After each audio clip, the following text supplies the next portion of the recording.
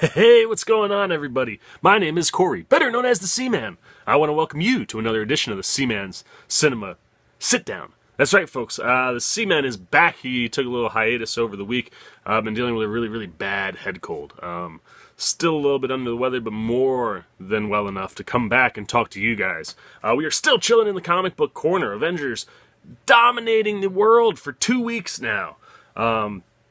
Wonderful to see as it comes to the end of its, or I guess for a full week now, as we reach the end of its second weekend. Just doing amazing things. It's breaking every box office record you could possibly imagine. Thus, the reason why it's still more than poignant to be talking Avengers a week in. So yeah, still a few spoiler type things to get to. So remember, folks, tons of spoilers coming. But you know the drill. You gotta pull up a chair and take a seat. Today, I want to talk about one of the best things in this movie, and that is Thanos. We mentioned it in my characters and my moments. We've talked about Thanos, but I tell you what, this was the big payoff. People can rip on this for storyline and writing and whatever. The thing we needed to have happen in this movie was for Thanos to be fantastic, and Thanos is fantastic. There's a number of reasons why, but it starts right at the top with his story, which is different from the comics. In the comics, he's kind of a homicidal maniac that just wants to wipe out civilizations to appease and kind of woo Lady Death, who he's in love with. In order to appease her, he has to go and take as many souls as he can possibly gather for her, which makes him more of this kind of homicidal, just crazy person in the comics. But in the movie, that is not his role. A lot of people speculated on whether or not maybe Hela would play Lady Death, but she doesn't show up. There is no Lady Death in the movie. But what they've done is they've kind of turned Thanos into a self-proclaimed universal protector. Thanos has kind of put this upon himself to protect the universe. He's the only one that can do it. In order to do it, because of overpopulation, the universe is going to run out of resources and die. In order to stop that, he wants to wipe out half of the population. And he has been doing this planet by planet. Gamora, we go back to her planet and find out that he wiped out half the people right there, and then it became a utopia. Little bit of a plot hole problem. Obviously, we remember in Guardians, Gamora mentions that he wiped out her entire planet, and even when she's being arrested, it says last of her kind. It's one of those things that sometimes you're not thinking that far down the line, so you have to change canon a little bit. And this change works. It works much better than just Gamora being the last of her kind. Because we get to see Thanos physically just go to a planet and wipe out half of it, and then he talks about how it's become a utopia and it's thriving. In order for him to do this quickly and efficiently, though, if he can get all 6 stones, he can just snap his fingers, half the universe is gone. And I love that concept too, because that's directly from the comics. And I like that you're able to take the concept of Thanos snapping his fingers, and instead of wiping out the universe, he's wiping out half the universe, but then you still get to that end scene where he can sit down and smile because he's accomplished his goal, and that's where we end. And I love that. It's a cool way to adapt the comic book story for a way that works in the movie story. And because of that twist to him, like I said, it adds depth to him, and the fact that it weighs on him. He talks about how, he can't be satisfied, he can't rest until this is accomplished. And the survival of the universe, you can feel it on how much it weighs on him. And that adds a lot of emotional depth to the character, especially when you add in his relationship with Gamora and how much he truly does love her, despite the fact that she thinks he loves nothing. And that when he has to sacrifice her in order to get the Soul Stone, that really does have an impact on Thanos, at least in that moment. And all of that just adds to the emotional depth of the character, so we can at least relate to him or, kind of understand his motivations in a way that makes sense, especially overpopulation. That's something that we as a people now it's something that gets talked about all the time. And the fact that, are we going to use up all the resources here too quickly by the growth of the planet? So it's just something that allows us we can kind of connect with him, even though it's over the top crazy and we don't agree with it. We can at least identify, okay, hey, I understand why he's doing that. And it's just a really, really well written, well thought out way to approach Thanos, I thought, for the movie. The other thing about him is his power, man. He is just brutal and absolutely dominant. I mean, he wipes out the Hulk like that.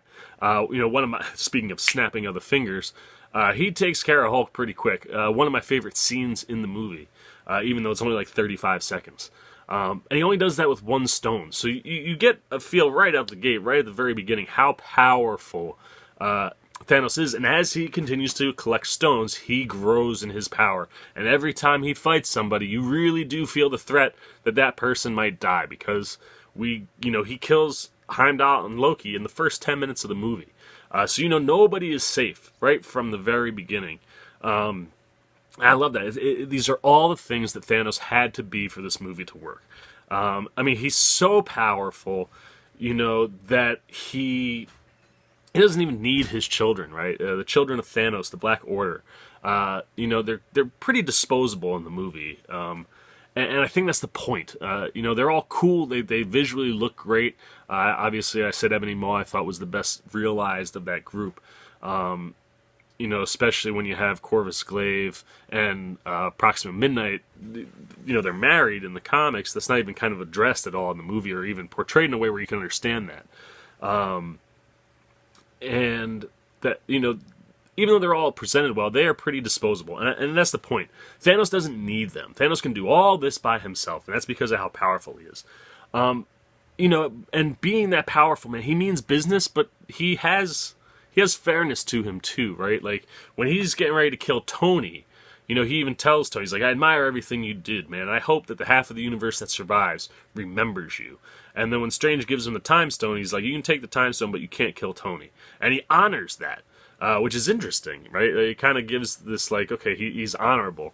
But then, of course, when we go to Thor's story, and he gets to Eitri, we find out that he wiped out, Eitri's people, despite saying that he wouldn't if Eitri did what he was asked. So he's unpredictable, and all of that just makes him super, super dangerous, and I love it. And then, of course, Josh Brolin. Josh Brolin is just absolutely amazing. His mocap is brilliant. He's not just a CGI monster. Like I said, because of the story, it gives Brolin a lot to act with, and he brings all of it. And the mocap is so good that it picks up on everything that he's doing, even when he's crying, right? I mean, he adds so much depth because of what he's able to bring as an actor. It just creates the full package for Thanos. Now, probably my favorite thing about Thanos would be what his mission is, and that's to achieve getting all of the Infinity Stones to activate the Infinity Gauntlet. And I love the way they do the Infinity Gauntlet in this movie. It's so cool. Every time he gets something, he just can grip and use the gauntlet in itself to activate the different stones. So, right out the gate, right, the first stone he gets, the movie already starts, he's already taken out the Nova Core with the Power Stone. I love the Power Stone, man. He's just able to take Avengers out with just a flick of his wrist. Using that wherever he needs to. He can blast holes and things. He uses it better than, in Guardians, right? Ronan had to have it attached to something that had to physically touch the planet to destroy it.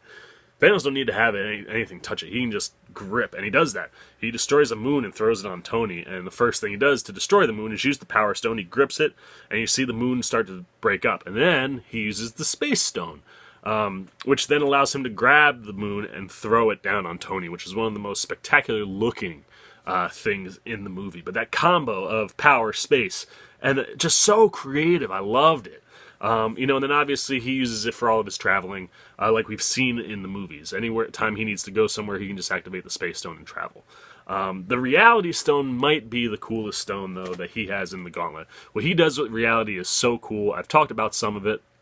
When we see him talking to the Collector, the first time we think Thanos is going to get it, Gamora stabs him in the neck. We find out that all of it was a ruse. He wasn't even there.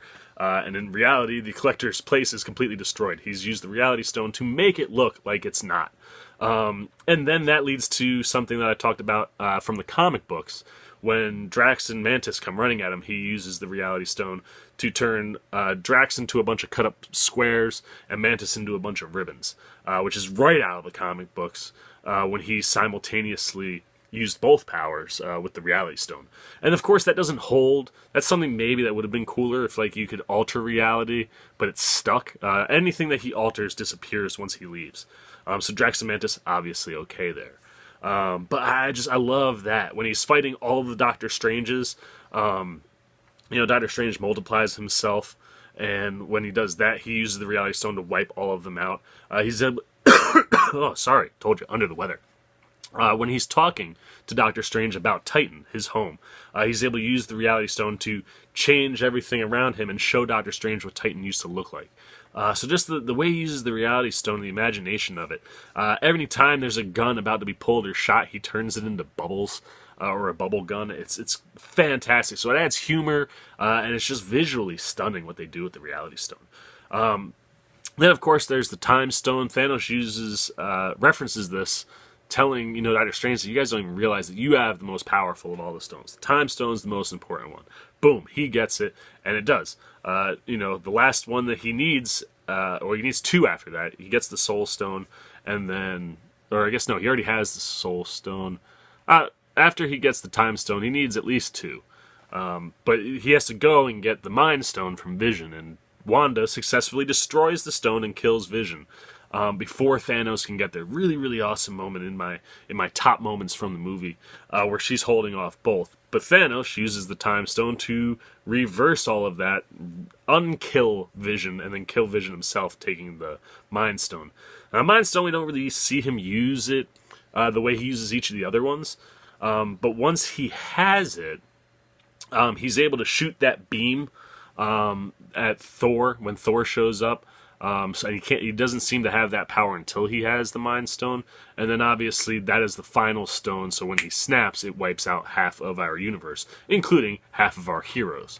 So the fact that whether or not you see it utilized correctly, it does add more to what he does by the end. And then of course the one I forgot, the one that's been hiding the longest, the Soul Stone. Once he finds it, turns out it was on Vormir, being protected by none other than the Red Skull. Such a cool little twist, moment, something that we talked about in the lead-up of, like, we all have been wondering where he ended up. Well, when Red Skull got blown up, he really got teleported via the Tesseract to Vormir, where he has been protecting the Soul Stone and leading people to it and watching them come to their deaths. I really just love that whole sequence. As a side note, when the reveal of him, he's in this cool flowing black kind of garment, man, and it looks almost kind of like one of those characters from Harry Potter. But it's just so cool looking. It's very Death-esque. And as we zoomed in on him and started to see the skull, it almost felt like we were going to see Death. And maybe that's the closest we ever get to seeing her. But it ends up being Red Skull. Not played by Hugo Weaving, mind you, even though it looks exactly like him. This one played by Ross Marquand. As you know, Weaving didn't want to do Red Skull anymore. But I loved, I love that he had to sacrifice Gamora, again, adding to that emotional depth that we talked about to get the Soul Stone. And I believe that's what saves his life. When Thor throws the axe hammer, Stormbringer, into his chest, and looks like he's dying, I believe it's the Soul Stone. He goes to the Soul Stone plane and talks to young Gamora. And I believe that process, even though we don't see it, is what saves Thanos' life ultimately. And then snap of the finger, he disappears, half the world is gone. Boom! We are at the end of the Avengers Infinity War. God, loved it. Loved everything that they did with Thanos and the stone. All the stones in the gauntlet in reality. I love the way he's able to utilize it. He is a very scary, dangerous, powerful villain. Exactly what we needed for this movie. And of course, he wins. Thanos wins in the end. All of our Avengers have failed. And by the time we get to the end, we're really just left with our original group. Plus, like, Rhodey, Okoye, Rocket, and Nebula. I think are the only four that aren't the original Avengers group. Everybody else disappeared, turned to dust with the snap of Thanos' fingers. And we will talk about some of those deaths in another video coming up. But that's all I've got to say about Thanos and the Infinity Gauntlet. Absolutely one of the major reasons this movie is succeeding is because of those two successful adaptations and deliveries of things that we needed and wanted. So that's all I gotta say. What do you have to say? Please hit the comments below. Let me know what you thought about Thanos and how he uses the Infinity Gauntlet. hit all those comments. Let me know everything you thought about, that part of the movie. Remember, this is a spoiler video, so feel free to go crazy. As always, if you like this video, please give me a thumbs up. And if you're new here, please subscribe and hit the little bell so you get an alert every time I make a new video. For the C-Man Cinema Sit Down, I am the C-Man, and I am signing off. Peace, baby!